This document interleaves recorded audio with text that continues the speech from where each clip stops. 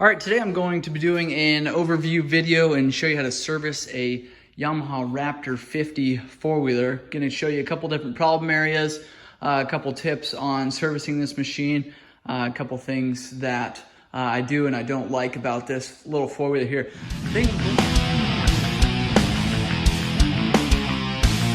Thing looks awesome. They made a great looking four-wheeler. It's carbureted model, it's electric start. This is a 2008 model. One of the things I don't like about this four-wheeler is it does not have reverse. And so you can see your shifter on the left-hand side here. You've got neutral and drive there, and that is all it has. It does not have reverse. It's unfortunate. Some of those smaller kids wouldn't get the idea of using reverse anyways, but it sure is handy. When the kids get a little bit older, they realize what it is. They get into a situation where they need to back up and they just don't have that. A couple other things about the four-wheeler. I showed you the shifter shaft there. It is just automatic, so it's got just put it in drive and you go. One more thing I don't like about it is the rev limiter on this thing. So this machine does not go very fast. So keep that in mind if you're looking at this four-wheeler. Later on in this video, I'll show you what to do to speed these four-wheelers up, take that resistor out, and just show you how to get a little more top speed out of it. So we've got your electric starter motor here. If you ever have to replace that, it's simple. It's 2 bolts coming in from the other side, and then your power wire up top here. It's got a little black cover on it to protect it from, just because that is a hot wire. So that black boot will need to be pulled back. And pull those 2 screws from the other side, those 2 bolts over there, and then that starter will just slide out. On this side, you've got your fuel petcock here. It is nice, they do have reserve on this model. So you've got on in the down position, the horizontal position is off, and then up is reserve. So I would suggest maybe leaving it on the on position. Kids run out of four-wheeler, then you can switch it to reserve, and that way they can get back and get some fuel before they're completely out. Problem with this machine here on your choke, we've got a zip tie here. The customer put on there to hold this choke lever up. That spring broke, somehow it lost tension, and that choke cable tends to drop down. What they did here, so a zip tie on here holds that choke lever up. If you do have to choke it, just take and kick that zip tie off the end of the choke lever there. Leave it choked until you warm it up. We've had it down to 32 degrees so far this year, and it hasn't had a problem starting. So keep that in mind. If you get below 32, you may have to use that choke lever. On this carburetor, if I don't do another video on servicing this carburetor or rebuilding this carburetor, you've got your end of the year drain here. If you're going to drain your fuel, I like to just put stable in it and keep fuel in that carburetor, but some people like to drain. It's just a flat or a small Phillips. On the bottom of this carburetor here, you can drain that fuel. It's a Phillips head or a flat screwdriver. You just got to do a couple turns out. Fuel will dump out this bottom nipple of this carburetor here. You do want to make sure, I see here this customer is missing that drain hose there. You want to just drain it down. You don't want that fuel dumping directly onto that cylinder head. It'll cause discoloration. So moving forward here, we've got some real fancy headlights. Those are work great, maybe. They're just a sticker, so not going to get a lot of visibility out of there. Front bumper's a little bit small. It would be nice if they had a little bit bigger one on there. Kind of protect some of that front end a little bit. You can get aftermarket ones. Let me know if you need those. But they are simple to replace. They've got, it looks like 6 bolts there is all you got to replace. But it is kind of nice on these four-wheelers if you have a little more protection just in case kids ever hit anything. The nice thing is top speed's pretty slow. You don't have to worry about them damaging anything too bad, but it's nice to have a bumper on there just so you're not replacing shocks, tie rods. More than likely, they're not going to get into this front bar here. That is a thick steel, and it'd be very, very hard to bend. But you've got dual front brakes there. They are mechanical, so they're not a disc brake. They're a drum brake setup, and you've got cables running on either side there. The right-hand lever on your four-wheeler up on the handlebars there is going to be the front brakes, so that controls the front brakes here. And you've got 2 cables, and I'll show you that when I get up to the handlebars, but that is how you adjust these brake lines. There's no adjustment on these brake lines down by the wheels here. Moving on to the right-hand side of the four-wheeler, we have got your ignition switch on this side here. Just simply a turn on, turn off deal is all that is. And your starter button is going to be up on the handlebars. I'll show you that in a little bit. CDI box, keep that in mind. I'm going to tell you a little more about this CDI box here in a little bit. Your spark plug is here. It is a NGK is what comes on at stock. And this is a CR7 HSA spark plug. It's good to replace those every time you service. They're pretty inexpensive, and it's just good to have. Starts easier, runs better if you could keep a good spark plug in there. Oil fill plug is right here. It is a plastic cap on this model. It's a dipstick. So it takes about 3/4 of a quart of oil, and you want to start it up, run it for a couple minutes, and then your drain plug is down underneath of there. It's going to be a little bit hard to see it here with the camera, but it is a 17mm drain directly underneath that motor. It's going to be hard to miss. Let that oil drain. Put that plug back in, then we'll go ahead and fill your oil up. Like I said, 3/4 of a quart. I just use a Castrol 1040 oil. We ride in some cooler conditions, so having a little bit lighter oil is great during the winter. Just starts a little bit easier, but you could also use like a 2050 if you're wanting to do something like that in the summer. And going back to the back here, we've got a lot of people that'll take the baffle out of this machine here. Makes it sound, some people say better. I think it sounds awful without a baffle in there. It doesn't add a lot of performance, so no use pulling that out unless you're wanting a noisy, obnoxious tin can sounding four-wheeler. So if you want that, go buy a two-stroke. That will not help your performance out. We've got your rear shock back here, just a single shock. It's not adjustable. And you've got your rear brakes back here, fully enclosed here. Should be sealed up from the elements by a handful of bolts around the outside here. And then you've got your rear brake adjust right here. This is this cable here runs to the handlebars. It'd be on the left-hand side of the four-wheeler. So up on the handlebars, it's the left-hand side. And your adjustment is this butterfly nut here. You do want to make sure that you can move the four-wheeler back and forth without these brakes being engaged.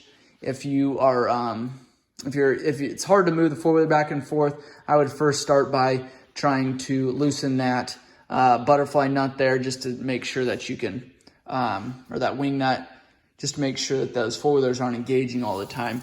We've got a shaft drive back here. This is a rear differential, and it's got oil in it. You want to make sure that oil is changed periodically. Check the manual as to when on this machine. One of the issues that we have with a machine like this, when you've got kids riding it, well, anybody riding it really, but you've got seals on either side, and sometimes those seals do go bad. You get water in this housing, so you do want to check it periodically. We've got a dipstick right here. You want to check that oil. What I use is a rear 80 weight 90 differential oil for this back end, specific for rear differentials and gearboxes. So it's an 80 weight 90, so a thicker oil. So draining it a lot of times will take quite a bit of time. You've got a 17mm drain plug right there in the center of that differential. And I think I said this earlier, but that is a dipstick. So fill it until it shows in the marks it's supposed to on the dipstick. And it takes about 1/10 of a quart, so it doesn't take a whole lot of oil. So keep that in mind when you're pouring it in there. Don't just start dumping. On the left-hand side here, you've got a regulator rectifier, which is here, that controls how much power is going to your battery, so you're not overcharging or undercharging your battery. So if you're having an issue of your battery is not staying charged, if you know your battery is good, you've had it tested, first thing I would replace is your regulator rectifier. I can show you a couple of tests on those. But these are pretty inexpensive compared to some other electrical parts on this machine, and simple to replace. And so I would start with that. We've got a kill switch on this model here. You can see these customers, they rigged this up to where they weren't having to worry about this kill switch, but it's got a pin right here, a clip that needs to be engaged to start your four-wheeler. So that's a common problem. Customers will come in. This will just be dangling by the lanyard, setting back here somewhere, and this clip won't be in there. Simply pull it out just like that. It'll shut your four-wheeler off. So what you're supposed to do is hook that up to a kit. If they fall off the back, that clip will come out of this safety here, the safety switch, and it'll shut the four-wheeler off. Now, like I said, this customer zip tied it to here so they wouldn't lose it, and it's not going to come out. It's not going to rattle out. These are fairly tight, so can potentially do that if that's what you'd like to do. The seat here to get to the battery is going to be this clip kind of behind this reflector here, I guess in front of the reflector. Pull that clip back and then just pry that seat off just like that. And take that seat, pull it off. Underneath there is your battery. Smaller battery, pretty simple there. We've got your main fuse also right there beside the battery. So a couple other things on this four-wheeler. They've got the Airbox up front here, so you can pull this front red cover off here, and underneath there is the Airbox. You do want to make sure clean that periodically. I like to do that when I service the four-wheeler. So another thing on this one, adjusting the tie rod, you got to do if the kids happen to hit something, or you're working on the front end at all, you do want to make sure you have those tie rods adjusted to where they need to be. If the kids or you're driving down the road and your four-wheeler is wanting to veer off to one side or the other, check your tie rods, make sure that those are in good condition and not bent up, and then adjust them if needed. You can look down the four-wheeler there, the wheels, and see if it needs adjusted or not. You just want them both even. There might be a couple tips on that in your owner's manual. Going up to the handlebars here, we've got your starter switch on the left-hand side. You've got an engine shut-off here on the left-hand side. Kind of an unusual thing about these four-wheelers, on-off switch is here. This four-wheeler will turn over when this on-off switch is in the off position.